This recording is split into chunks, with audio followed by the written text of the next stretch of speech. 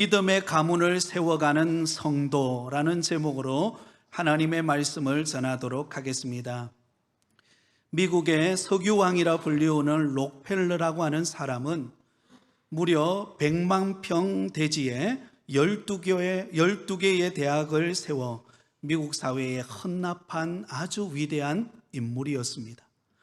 그 중에 하나가 시카고 대학교라고 하는 대학이 있습니다. 이 시카고 대학교는 한동안 동양인 학생들을 받지를 않았기 때문에 하버드나 예일, 스탠포드와 같은 대학교에 비해서 우리에게 잘 알려져 있지 않습니다. 그럼에도 불구하고 미국에서는 명문 중에서 명문 대학교입니다. 설립한 지 약 100여 년 정도밖에 되지 않았지만 무려 52명의 노벨상 수상자를 배출할 정도로, 그리고 노벨상을 수상한 교수가 29명이나 재직할 정도로 아주 유명한 대학교입니다. 그리고 록펠러는 교회당을 많이 지어서 또한 헌물하게 되었는데요, 무려 4,928개의 교회당을 지어서 하나님 앞에 드리게 되었습니다. 더 놀라운 사실은 이 모든 것을 바로 11조만으로 이루어진 일이었다라는 사실입니다. 그래서 어느 경제부 기자가 이 록펠러에게 찾아와서 이렇게 질문을 했습니다. 당신은 지난 26년 동안 세계 제1의 부를 누리고 계시는데 그 비결이 무엇이라고 생각하십니까?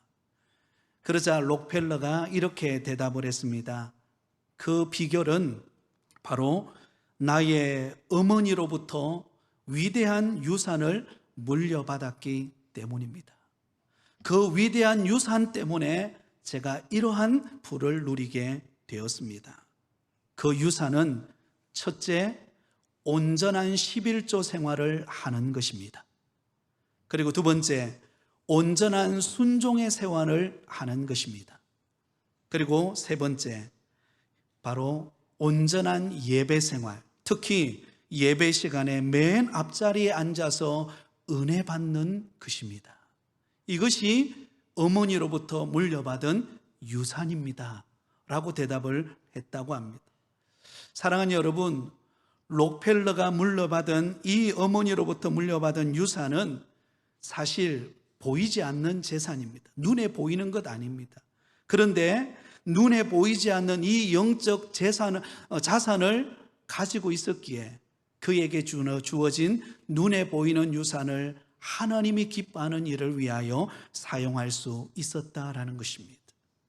오늘 이 시간 예배드리는 우리 모든 성도님들은 록펠러와 같은 이런 영적 유산을 물려받는 믿음의 성도들이 되시기를 예수님의 이름으로 축원드립니다. 오늘 우리가 읽은 본문의 말씀은 사도 바울이 그의 영적 아들인 디모데, 그 디모데가 모친과 외조모로부터 어떤 유산을 물려받았는가를 소개하고 있는 본문입니다. 여러분, 사실 신약 성경에 나오는 이 디모데라고 하는 인물을 우리가 살펴보면 크게 두 가지 면에서 약점을 가지고 있었던, 단점을 가지고 있었던 인물이라는 것을 알 수가 있습니다. 하나는, 여러분, 이 디모데라고 하는 사람은 육신적으로 매우 연약한 몸을 가지고 있는 사람이었습니다. 디모데전서 5장 23절에 보면 이렇게 말씀합니다. 이제부터는 물만 마시지 말고 내 위장과 자주 나는 병을 위하여는 포도주를 조금씩 써라. 여러분, 이 디모데가 육신적으로 얼마나 연약했던지 아마 지병을 많이 가지고 있었던 것 같습니다. 특히 위장병과 관련되어진 그런 약한 면이 있었던 것 같아요. 음식을 먹어도 잘 소화되지 않고 쉽게 배탈이 나고, 그래서 늘 어떤 몸에 기운이 없는 그런 모습이었던 것 같습니다. 약한 체질로 태어난 사람이 디모데였습니다. 또 한 가지 그에게 약점이 있었는데요, 그런 가정적 아픔을 지닌 사람이었습니다. 이 디모데의 어머니 유니게는 율법을 잘 받아들이고 믿음을 가진 히브리 사람이었습니다. 그러나 그에 비해서 그의 아버지는 헬라 사람, 믿음이 잘 없는 그런 이방 사람이었습니다. 다시 말해서 디모데는 유대인과 헬라인 사이에 태어난 혼혈인이었다는 것을 알 수가 있습니다. 그러다 보니까 자신의 정체성에 대한 갈등과 번민이 많았을 거라는 것을 예측해 볼 수가 있습니다. 그러므로 여러분, 이 디모데는 육신적으로도 연약한 체질을 가지고 있었고, 또한 정서적으로도 여러 가지 정체성의 혼란을 겪고 힘든 시기를 보냈던 인물이었습니다. 그럼에도 불구하고 여러분, 이 디모데는 그 연약함을 극복하고 그 당시에 정말 유명한 교회 에베소 교회를 목회하면서 많은 사람들에게 말씀을 가르치는 훌륭한 목회자였다는 것을 알 수가 있습니다. 자, 오늘 본문 5절 말씀에 보면 이렇게 기록되어 있습니다. 같이 읽겠습니다. 이는 내 속에 거짓이 없는 믿음이 있음을 생각함이라. 이 믿음은 먼저 내 외조모 로이스와 내 어머니 유니게 속에 있더니 내 속에도 있는 줄을 확신하노라. 여러분, 디모데는 연약함을 가지고 있었습니다. 누가 보아도 정말 단점이라고 할 수 있을 만한 것들이 많이 보였어요. 그럼에도 불구하고 그 단점을 극복하고 그가 목회자로서 그가 신앙적인 자질을 가지고 훌륭한 목회를 감당할 수 있었던 이유가 무엇인가? 바로 그의 외할머니 로이스와 어머니 유니게로부터 물려받은 유산을 잘 간직하고 그것을 활용하여서 하나님의 역사를 이루는 큰 인물이 될 수 있었다라는 것입니다. 자, 그렇다면 오늘 이 시간에 이 디모데가 자신의 연약함과 약조임이 있음에도 불구하고 그것을 극복하고 하나님이 주신 위대한 유산으로 그가 위대한 일을 감당하게 되었는데요, 그가 받은 유산, 영적 유산은 과연 무엇이었을까요? 그 첫 번째 유산은 바로 청결한 양심이었습니다. 한번 따라하겠습니다. 청결한 양심. 여러분, 디모데는 그 외할머니와 또한 어머니로부터 청결한 양심을 유산으로 받은 사람이었습니다. 3절은 이렇게 기록하고 있습니다. 같이 읽습니다. 내가 밤낮 간구하는 가운데 쉬지 않고 너를 생각하여 청결한 양심으로 조상적부터 섬겨오는 하나님께 감사하고. 사도 바울은 영적 아들이었던 디모데, 에베소 교회에서 목회하고 있는 디모데를 위해서 늘 밤낮으로 기도해 주었습니다. 여러분, 사도 바울은 그 당시 로마 감옥에 갇혀 있는 상황이었습니다. 여러분, 자기 자신의 어려운 형편도 돌아보기 힘든 시기에, 그러나 영적인 아들이었던 디모데를 위해서 끊임없이 밤낮 주야로 기도해 주었던 것입니다. 그러면 여러분, 이런 영적 아비 사도 바울과 같은 인물이 디모데를 위하여 기도해 주므로 이 디모데가 더욱더 힘있게 사역할 수가 있었다는 것을 알 수가 있죠. 그러면서 사도 바울은 기도할 때마다 이 디모데를 생각하고 기도할 때마다 감사하는 게 있었어요. 그 감사가 무엇인가? 이 디모데에게는 청결한 양심을 가지고 있었다는 것입니다. 깨끗한 양심을 소유한 인격의 사람이었다는 것을 알 수가 있죠. 여러분, 여기서 청결이라고 하는 이 단어는 헬라어로 카타로스라고 하는 단어인데, 이것은 때가 묻은 더러운 것과 비교되는 깨끗한 옷을 설명할 때 사용되어지는 단어입니다. 흠이 없고 이물질이 섞여 있지 않는 순수한 상태, 바로 그 상태가 청결함이라는 단어입니다. 여러분, 디모데는 아름다운 유산을 그가 물려받았는데요, 어떤 유산이었을까요? 이물질이 섞이지 않는 바로 순수한 양심, 깨끗한 양심을 가지고 그가 목회하고 사역하고 그 일을 감당했다는 것입니다. 여러분, 목회자로서 지녀야 될 정말 중요한 자질 중에 하나가 바로 이 청결한 양심입니다. 투명함, 거짓이 없는 깨끗한 양심으로 목회하고 성도를 돌보고 사역할 때 얼마나 여러분 성도들로부터 그가 신뢰감을 주고 인정받는 그런 목회자가 되지 않았겠습니까? 하나님은 어떤 사람을 쓰시는가? 바로 청결한 양심을 가진 사람을 쓰십니다. 불의하고 거짓된 마음을 가지고 남을 속이고 이간질시키고, 처음에는 그 사람이 다른 사람이 모르기 때문에 거기에 속혀 넘어갈 수는 있으나 얼마 지나지 않으면요, 불의한 마음을 가진 사람은 들통이 나게 됩니다. 그래서 신뢰를 주지 못하고 결국은 여러분 신뢰받지 못하는 사람이 됩니다. 그러나 순수한 양심, 깨끗한 양심을 가진 사람은 시간이 지날수록 믿음직스러운 거예요. 그 사람을 믿게 되고 신뢰하게 되고, 내게 있는 어려움을 다 내어놓아도 여러분 그게 떠벌려지지 않고, 그리고는 위로받을 수 있는 그런 청결한 양심을 가진 사람, 그 사람이 디모데였습니다. 디모데전서 3장을 읽어보면 감독과 또한 집사를 세울 때 여러분 자격 조건이 있습니다. 감독과 여러분 집사를 세울 때, 오늘날로 장로님과 또한 안수 집사님들을 세울 때 자격 조건이 있는데요, 그 중에 하나가 무엇인가? 바로 깨끗한 양심, 청결한 양심이에요. 디모데전서 3장 9절과 10절에 보면 이렇게 말씀하고 있습니다. 우리 같이 읽겠습니다.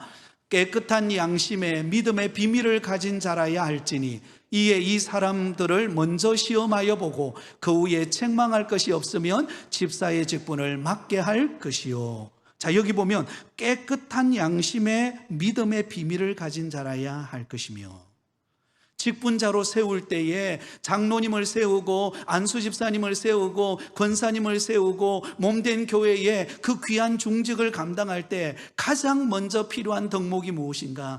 깨끗한 양심을 갖고 신뢰받을 만한 사람이어야 한다는 것입니다. 한 대학교에 총장님이 계셨습니다. 학교 건물을 건축하기 위해서 애를 썼는데요, 건물을 완공하는 데는 약 한 100만 달러, 우리나라 돈으로 14억 정도가 더 필요했습니다. 그래서 너무너무 고심하면서 어떻게 후원을 받아서 이 14억이라고 하는 어마어마한 돈을 메꿀 수 있을까 고민하고 있을 때 어느 날 정부 고위 관리가 그에게 찾아왔습니다. 그리고는 2장의 서류를 딱 내어놓고는 하는 말이, 이 서류에 사인만 해주시면 이 건물을 짓는 데 필요한 100만 달러, 14억을 드리겠습니다. 이건 얼마나 달콤한 이야기입니까? 그래서 여러분 그 말을 듣고 그 서류를 살펴보고 검토해 보았습니다. 그런데요, 그 서류 안에는 사실이 아니라 다 거짓으로 조작된 서류였습니다. 이 위조된 서류에 사인을 하게 되면 그 고위 관리는 300만 달러, 약 42억 원의 이득을 챙기게 되고, 이 총장님은 14억 100만 달러의 이득을 취할 수 있는 사인이었어요. 아무도 보지 않았습니다. 그래서 이 고위 관리는 아무도 보지 않기 때문에 사인만 하면 쉽게 이 건물을 지을 수 있습니다 라고 간청을 했습니다. 이 총장님이 고민하다가 결국은 거절을 했습니다. 왜냐하면 사람의 눈은 속일 수 있지만 하나님의 눈은 속일 수 없었기 때문입니다. 그리고는 결국은 여러분 그것을 거절했다라는 이야기가 있습니다. 사랑하는 성도 여러분, 그렇습니다. 우리가 겉으로는 다른 사람을 속일 수 있어도 하나님은 속일 수 없는 것입니다. 그러므로 저와 여러분의 마음속에 청결한 양심을 가지고, 거짓 없는 양심을 가지고 하나님을 섬기고 교회를 섬기고 자녀들을 양육하는 저와 여러분이 다 되실 수 있기를 예수님의 이름으로 축원드립니다. 자, 두 번째, 이 디모데가 여러분 할머니와 또한 어머니로부터 받은 유산은 무엇인가? 눈물의 기도였습니다. 한번 따라하겠습니다. 눈물의 기도. 자, 4절 말씀을 우리 같이 읽습니다. 시작. 내 눈물을 생각하여 너 보기를 원하면 내 기쁨이 가득하게 하려 함이니. 아멘. 디모데는 육신의 연약함이 있었습니다. 가정적으로 여러 가지 아픔이 있었습니다. 그러나 그럴 때마다 내 육신이 약하고 내 마음에 상처가 있어서 아픔을 느낄 때마다 하나님 앞에 나아가서 눈물로 기도하던 사람이었습니다. 또한 에베소 교회를 목회할 때마다 여러분 얼마나 목회를 해보면 아시겠지만은요, 온갖 성도들의 어려움과 아픔을 다 소식을 듣고 경험하게 됩니다.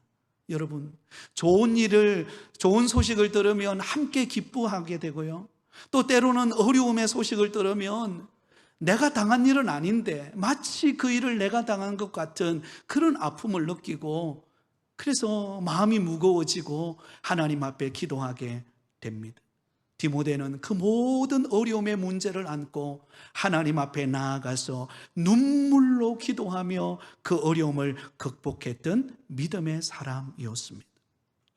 여러분, 우리 인간의 몸에는요, 세 가지의 액체가 있다고 합니다. 세 가지의 액체. 첫 번째는 땀입니다. 땀. 우리가 열심히 일하고 수고하고 노력하면 우리 몸에서 땀이 나옵니다. 열심히 노동한 대가죠, 그죠? 그래서 땀의 결과를 거두게 됩니다. 간절히 축복하기는 여러분들이 경영하는 사업장과 직장과 일터와 가정과 또 학업 위에 수고의 땀을 흘리는 열매를 풍성하게 거두실 수 있기를 예수님의 이름으로 축복합니다. 자, 두 번째는 뭐냐면 피입니다. 피. 이 피는 생명을 상징합니다. 그래서 여러분, 피가 섞이면 어때요? 가족 간에는요, 말하지 않아도 끈끈한 사랑이 있습니다. 그래서 형제의 아픔이 나의 아픔이 되고, 여러분, 가족의 어려움이 나의 어려움이 되어서 서로 돕고 서로 마음을 나누고 서로 힘을 모아서 격려하는 일이 일어나죠. 왜냐하면 이 피는 생명의 근원이 되기 때문에 그렇습니다. 그리고 세 번째는요, 눈물입니다. 눈물. 이 눈물은 진실을 상징합니다. 진실함. 여러분, 내 눈에 눈물이 나온다라는 것은 내 마음에 있는 진실함이 표출되어지는 것입니다. 슬프면 눈물이 나고, 감격하면 눈물이 나고, 때로는 하나님 앞에 부끄러움을 겪을 때 회개의 눈물이 나오는 것이 우리의 마음입니다. 어떤 조건이든 우리의 눈에서 눈물이 나올 때 그것은 진실함을 표현하게 되는 것입니다. 그러므로 여러분, 디모데는 목회하면서 그 사역을 감당할 때마다 하나님 앞에 힘든 일이 있을 때마다, 어려움이 있을 때마다 그것에 고민하고 주눅이 들고 그리고는 그냥 주저앉아 버리는 것이 아니라 하나님 앞으로 나아가서 간절히 눈물로 탄식하면서 도움을 구하고 은혜를 구한 사람, 그 디모데의 눈물을 보았던 사도 바울이 그 디모데의 눈물이 그리운 거예요. 사도 바울 역시 눈물의 사람이었습니다. 사도행전 20장 31절에 보면 이렇게 기록되어 있습니다. 같이 읽습니다. 그러므로 여러분이 일깨어 내가 3년이나 밤낮 쉬지 않고 눈물로 각 사람을 훈계하던 것을 기억하라. 여러분, 사도 바울이 에베소 교회 장로님들과 작별하면서 지난 3년 동안 에베소 교회를 목회하면서 그때 눈물로 밤낮 주야로 하나님의 말씀을 가르치고 또 성도들의 아픔을 위하여 기도하고 그리고 마음을 모았던 그것을 상기시키면서 내가 지난 3년 동안 밤낮 쉬지 않고 눈물로 그 사역을 감당했다라고 고백하고 있습니다. 사랑하는 여러분, 우리 예수님도 공생의 기간 동안에 눈물로 여러분 사역했다라는 것을 알 수가 있습니다. 멸망당하는 예루살렘을 보면서 타락하여서 오직 하나님만 경배해야 될 유대인들이 하나님을 떠나서 여러분 외식하고 우상 숭배하는 그 모습을 바라보면서 여러분 예루살렘 성을 바라보며 우리 예수님이 눈물을 흘리셨어요. 또한 여러분, 죽은 나사로가 죽은 지 나흘 만에 그 몸에서 썩은 냄새가 나고 있는 그 모습을 바라보면서 예수님의 두 눈에 눈물을 흘리셨습니다. 죄로 말미암아 결국은 죽음의 자리로 나아가 볼 수밖에 없는 우리 인간의 존재를 바라보면서 우리 예수님이 친히 눈물을 흘리셨던 것입니다. 사랑하는 여러분, 그 예수님의 눈물이 저와 여러분의 눈물이 되기를 바랍니다.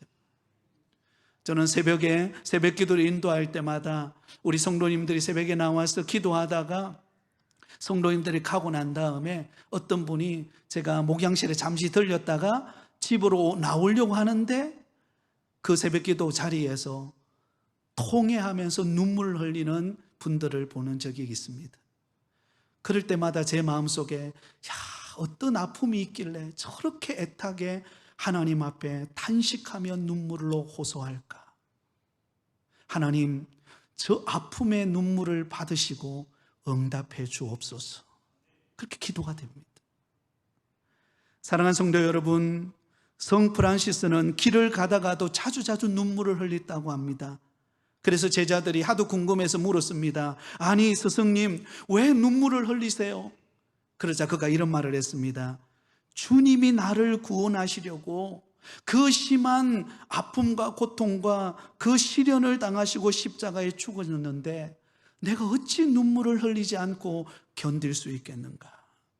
예수님의 십자가만 생각해도 눈물이 나왔다고 합니다. 여러분, 다윗도 예레미야도 사도 바울도 그 사역을 감당할 때마다 늘 눈물을 적시며 하나님의 사역을 감당했습니다. 여러분들에게는 어떤 아픔이 있습니까? 어떤 남이 모르는 나만의 어려움의 문제를 안고 계십니까? 그때 우리의 마음속에 위로를 주고 하나님의 긍휼을 구할 수 있는 방법이 있어요. 그것은 눈물의 기도로 하나님께 나아가는 것입니다. 아버지, 나를 불쌍히 여겨주세요. 아버지, 우리 가정의 이 아픔을 주님 만져주세요. 주님 회복시켜주세요. 디모데가 가졌던 자신이 연약할수록, 자신의 마음속에 아픔이 보일수록 하나님 앞에 더 나아가서 눈물로 기도했던 그 눈물의 기도를 통하여 이 디모데는 위대한 하나님의 사역을 감당할 수 있었던 것처럼 저와 여러분의 눈물의 기도가 가정을 회복하게 만들 줄 믿습니다. 직장과 사업장에 하나님의 은혜가 부어질 줄 믿습니다. 눈물의 기도가 있는 곳에 하나님의 은혜가 임합니다. 그것을 잊지 않기를 바라요. 마지막 세 번째로 이 디모데가 받았던 유산은 거짓없는 믿음입니다. 한번 따라하겠습니다. 거짓없는 믿음. 여러분, 이 디모데에게는요, 거짓없는 순전한 믿음이 있었습니다. 5절 말씀을 우리 같이 읽습니다. 시작. 이는 내 속에 거짓이 없는 믿음이 있음을 생각함이라. 이 믿음은 먼저 내 외조모 로이스와 내 어머니 유니게 속에 있더니 내 속에도 있는 줄을 확신하노라. 아멘. 여러분, 사도 바울이 디모데를 보면서 고백하는 거예요. 내 속에 거짓이 없는 믿음이 있음을 생각함이라. 거짓 없는 믿음, 순전한 믿음, 오직 하나님만 신뢰하고 의지하고 맡기고 믿음으로 살아가는 그 모습, 디모데의 삶을 통해서 보여주었습니다. 그런데 더 놀라운 것은 이러한 디모데의 거짓 없는 믿음이 어디서부터 온 믿음일까요? 바로 그의 외조모 로이스와 그의 어머니 유니게로부터 나온 유산이었다는 것입니다. 그 믿음, 여러분 생각해 보세요. 그 외조모 로이스와 그 어머니 유니게, 여러 가지 가정의 아픔과 어려움이 있을 때마다 하나님을 믿고 신뢰하고 하나님을 의지하면서 믿음으로 그 고난과 어려움을 이겨냈습니다. 그 모습을 디모데가 보면서 자란 거예요. 그래서 그 디모데는 그 거짓 없는 믿음을 보면서, 그 삶을 보면서 나도 하나님을 신뢰하는 믿음을 갖게 되었고, 그 믿음이 세상을 이긴다는 것을 알게 되었고, 그 믿음으로 주의 사역을 감당할 수 있었던 것입니다. 요한일서 5장 4절에 보면 이렇게 말씀합니다. 요한일서 5장 4절 같이 읽습니다. 무릇 하나님께로부터 난 자마다 세상을 이기느니라. 세상을 이기는 승리는 이것이니 우리의 믿음이니라. 할렐루야. 여러분, 세상을 이길 수 있는 방법은 오직 믿음인 줄 믿습니다. 그 믿음, 순전한 믿음, 하나님을 신뢰하는 믿음, 하나님께서 우리 가운데 역사하시고 오늘도 살아계시고 나와 동행하시고 나를 통하여 하나님의 역사를 이루시는 그 하나님을 믿는 믿음, 그 믿음이 세상을 이기는 거예요. 히브리서 11장 6절에 보면 이렇게 말씀합니다. 같이 읽습니다. 믿음이 없이는 하나님을 기쁘시게 하지 못하나니 하나님께 나아가는 자는 반드시 그가 계신 것과 또한 그가 자기를 찾는 자들에게 상 주시는 이심을 믿어야 할지니라. 할렐루야. 하나님은 살아계십니다. 하나님을 찾는 자에게 우리 하나님은 가장 좋은 것으로 우리에게 부어주실 줄 믿습니다. 마틴 루터킹 목사님이 사랑의 힘이라고 하는 그의 설교 속에 이런 말을 했습니다. 나의 부모님은 너무 가난해서 나에게 아무것도 물려주지 못했습니다. 그러나 나의 부모님은 나에게 가장 값진 유산 하나를 물려주었습니다. 그것은 믿음과 사랑의 힘입니다. 믿음과 사랑의 힘. 하나님을 신뢰하는 믿음. 어떤 고난이 와도, 어떤 위기가 와도 하나님만을 의지하고 하나님만을 신뢰하는 믿음, 그 믿음이 나를 붙들고 있다라는 것입니다. 사랑하는 성도 여러분, 그렇습니다. 여러분, 저와 여러분에게 하나님께서 은혜 주시고 계시는 줄 믿습니다. 그러므로 우리는 믿음으로 하나님을 신뢰하고 거짓 없는 믿음이 아니라 그냥 겉만 화려한 것이 아니라 순전한 믿음으로 하나님을 신뢰하고 하나님께 모든 것을 맡기고 믿음으로 한 걸음 한 걸음 뚜벅뚜벅 걸어갈 때 하나님은 그 믿음의 보상을 주실 줄 믿습니다. 말씀을 맺도록 하겠습니다. 디모데는 육신의 아픔에 연약함이 있었습니다. 가정의 혼란스러운 정체성에 여러 가지 정서적인 아픔이 있었습니다.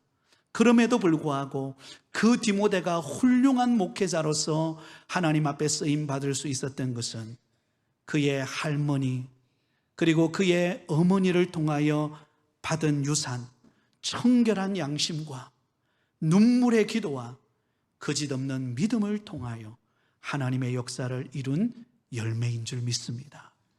저와 여러분에게도 이런 은혜가 있기를 바랍니다. 여러분, 사실 우리는 이 땅을 살아가다 보면 물질이 필요하고 여러 가지 환경적인 응답이 필요하고 다 우리에게는 다 필요합니다. 그러나 여러분, 하나님께서는 먼저 우리에게 바로 이러한 청결한 양심과 눈물의 기도와 거짓없는 믿음을 소유할 때 하나님께서 우리에게 주시는 넘치는 은혜와 복이 있을 것입니다. 이것을 바라보며 주님 앞에 믿음으로 살아가며 충성된 걸음을 걸어가는 저와 여러분이 다 되시기를 예수님의 이름으로 축원드립니다.